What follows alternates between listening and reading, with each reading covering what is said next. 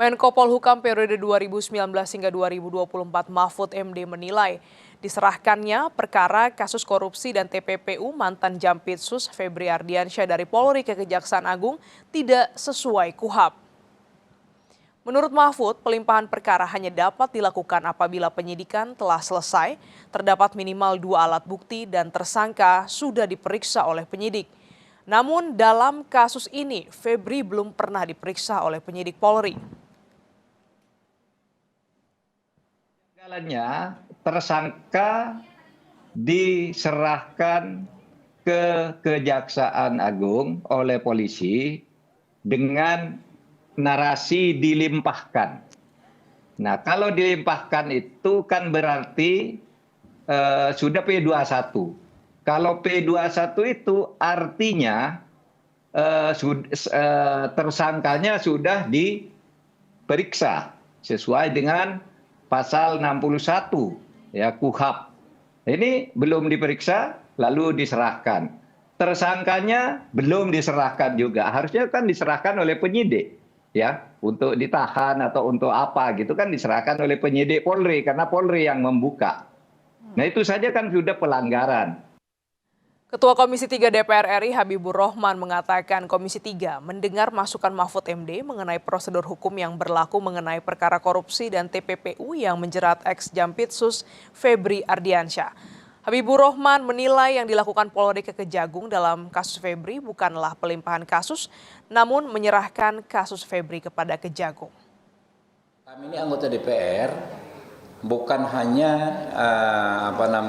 berkepentingan untuk bicara, tapi kami justru harus mendengar, termasuk masukan dari Pak Mahfud. Apakah sudah sesuai dengan KUHP atau belum?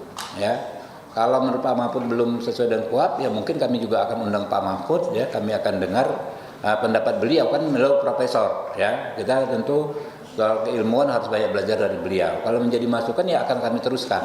Jadi kita belum sampai kesimpulan juga, Pak. Memang itu bukan pelimpahan sebagaimana rangkaian hukum acara pidana dari penyidik ke penuntut. Ya, itu bukan, itu penyerahan penanganan perkara dari. Tumpukan emas batangan sebanyak 74 kg dan brankas yang dibuka satu persatu dengan temuan uang tunai senilai sekitar 476 miliar rupiah, terdiri dari rupiah, dolar Amerika Serikat dan dolar Singapura jadi penggeledahan yang menarik perhatian publik dalam sepekan terakhir. Temuan fantastis itu menjadi pintu masuk pengusutan dugaan korupsi sekaligus tindak pidana pencucian uang yang menyeret salah satu pejabat penegak hukum yang menduduki jabatan penting. Ex-Jampitsus Kejaksaan Agung Febri Ardiansyah terseret dalam pusaran kasus korupsi dan TPPU setelah resmi diumumkan sebagai tersangka. Kemudian kita juga telah menetapkan saudara FA dalam perkara dugaan tindak pidana korupsi dan atau tindak pidana pencucian uang dalam proses penanganan hukum oleh pegawai negeri atau oknum penyelenggara negara dalam perkara PT Asabri dan atau tindak pidana korupsi lainnya.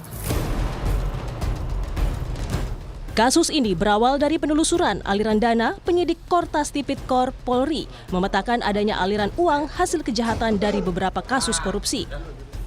Informasi demi informasi dikumpulkan, hingga akhirnya penyidik memperoleh dasar hukum untuk melakukan serangkaian penggeledahan di sejumlah lokasi yang diduga berkaitan dengan perkara.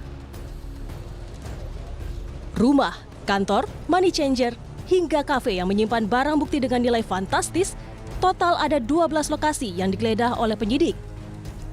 Seluruh barang bukti kemudian didokumentasikan, diberi label penyitaan lalu dipindahkan menggunakan pengamanan berlapis. Besarnya nilai barang bukti memunculkan pertanyaan besar, dari mana asal seluruh aset tersebut? Apakah seluruhnya merupakan hasil tindak pidana ataukah ada aset yang nantinya dapat dibuktikan berasal dari sumber yang sah? Penyidik kemudian memperdalam dugaan tindak pidana korupsi. Penyidik juga menelusuri bagaimana uang tersebut diduga dipindahkan, disamarkan, atau diubah menjadi berbagai bentuk aset hingga disembunyikan. Karena itulah perkara ini juga dikembangkan menggunakan pasal tindak pidana pencucian uang. Dengan skema TPPU, penyidik memiliki ruang lebih luas untuk menelusuri seluruh aset yang diduga berasal dari hasil kejahatan. termasuk penyidikan terkait pihak lain yang diduga ikut mengendalikan aset atau terlibat dalam putaran tindak pidana pencucian uang. Mantan Ketua KPK Abraham Samad bilang, jika penyidik menggunakan prinsip follow the money, maka aliran dana hasil korupsi akan terlihat, termasuk mereka-mereka yang terlibat di dalamnya. Ini akan berkembang jauh, karena kalau kita menggunakan TPPU, itu akan kelihatan tuh, karena ada prinsip follow the money, follow the suspect ya. Jadi akan kelihatan tuh kemana aliran-aliran dana dari hasil korupsi itu. Jadi masyarakat akan melihat siapa-siapa sih nanti yang akan terlibat. Karena saya sangat yakin bahwa kalau kasus ini ditelusuri dengan baik, ya, diprofil dengan baik, maka akan kelihatan tuh. Karena ada prinsip di TPPU itu ya.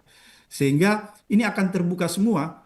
Dan ada peran-peran juga yang sangat signifikan di dalam tindak pidana pencucian uang yang itu akan harus digali ya, akan dibongkar. Ada yang disebut gatekeeper.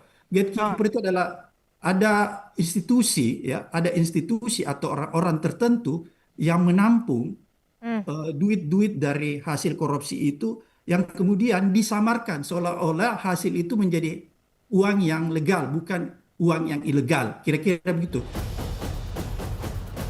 Mantan Kepala PPATK M. Yusuf bilang, kasus ini tentu harus diselesaikan secara transparan. Kasus korupsi, gratifikasi, hingga pencucian uang sejak awal harusnya bisa dicegah jika ada larangan penggunaan uang tunai pada jumlah tertentu.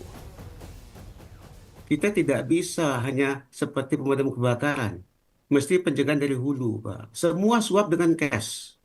Kalau uang ini diatur tentang larangan penggunaan uang tunai pada jumlah tertentu, maka instrumen untuk melakukan penyuapan itu hampir tidak ada. Kalau kita kasus ini, kemungkinan besar tindak pidana asalnya itu adalah satu pemerasan. Menggunakan salah seorang profesi DR itu, seorang oknum pengacara. Yang kedua, suap. Yang ketiga, gratifikasi. Nah, tadi Pak Saud minta supaya cepat. Kalau saya pikir bukan masa cepatnya Pak Saud, tapi ini harus jadi tindak pidana terakhir melibatkan oknum aparat. Artinya, dari pihak Pitsus perlu melakukan pendalaman siapa saja terlibat di sini. Ini tidak mungkin satu orang, Pak. Begitu banyak duitnya. Pihak yang menyuap, yang memberi perlu juga diberi sanksi supaya putus kasusnya selesai, tidak terulang lagi. Kasus yang melibatkan aparat penegak hukum dinilai menjadi ujian besar terhadap independensi proses penyidikan. Publik mempertanyakan apakah seluruh prosesnya akan berjalan transparan. Dan apakah setiap pihak yang diduga terlibat akan diperlakukan sama di hadapan hukum? Saud Situmorang, ex-wakil Ketua KPK, mengingatkan agar proses hukum tidak berhenti hanya pada penetapan tersangka. Jika penyidik menemukan bukti keterlibatan pihak lain, maka penyidikan semestinya dikembangkan tanpa pandang bulu. Yang paling penting adalah bahwa kita bisa meyakinkan siapa berbuat apa peranannya, siapa saja bekerja di situ, bagaimana peristiwa pidana itu bisa terjadi. Ya kan, kita juga nggak mau abuse dalam pengertian gini loh. Ini kan yang ditangani ini banyak case-nya. Uang yang di lemari itu apa memang cuma case 3 ini aja? Kan kita tadi udah bicara untuk bagaimana bisa menciptakan kepastian. Sehingga kemudian kita berharap juga munculnya whistleblower baru untuk menjelaskan kepada publik bahwa ada masalah yang cukup pelik di sini. Bagaimana ini menjadi sesuatu yang dipastikan tidak akan terjadi lagi dan membawa efek jerak. Makanya kemarin kan orang bilang harus dihukum mati karena penegak hukum, ekonomi lagi sulit, dikenakan pasal 2 memungkinkan dalam keadaan tertentu dihukum mati dan seterusnya. Tetapi saya katakan kembali, apakah ini nanti semua akan sustain? Persoalannya kan kita udah sering ngalamin kayak gini Mas Radit. Iya, sering sekali. Masuk kasus baru. Sama dengan OTT, hampir setiap hari ada gitu loh. Tapi kan nggak ada perubahan. Kita nggak bisa ngirim sinyal kepada semua pemerintah, kepala daerah, stop korupsi sekarang juga gitu. Jadi saya khawatir rakyat akan skeptik. Ya udahlah, yang nggak ada kaitannya jeruk makan jeruk aja begitu, apalagi ini ada kaitan jeruk makan jeruk. Sementara itu, dari perspektif pemberantasan pencucian uang, pengembalian aset negara dinilai sama pentingnya dengan penghukuman pelaku. Semakin besar aset yang berhasil dilacak dan disita, semakin besar pula peluang memulihkan kerugian negara. Presiden Prabowo Subianto memperingatkan kepada para koruptor untuk menyetop praktik kotor mereka dan mengultimatum para koruptor untuk mengembalikan kekayaan rakyat. Pernyataan ini disampaikan Prabowo pada puncak peringatan Hari Koperasi ke-79 di Senayan. Saya memperingatkan lagi, sekali lagi, untuk sekian kali lagi saya bicara dari dulu.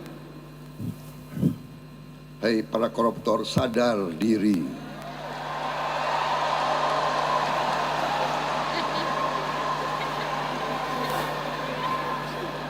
Hentikan praktek-praktek kau. Hentikan. Rakyat tidak bodoh. Hentikan. Kembalikan kekayaan rakyat. Kembalikan.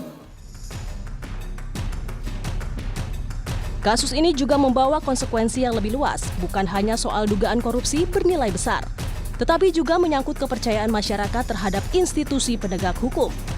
Publik berharap perkara ini ditangani secara terbuka dan transparan dan tidak dipengaruhi kepentingan politik. Apakah perkara yang disebut melibatkan 3 kasus korupsi ini akan mampu mengungkap seluruh aktor, aliran dana dan seluruh aset yang diduga berasal dari tindak pidana? Ataukah akan berhenti hanya pada beberapa nama? Tim Liputan, Kompas TV.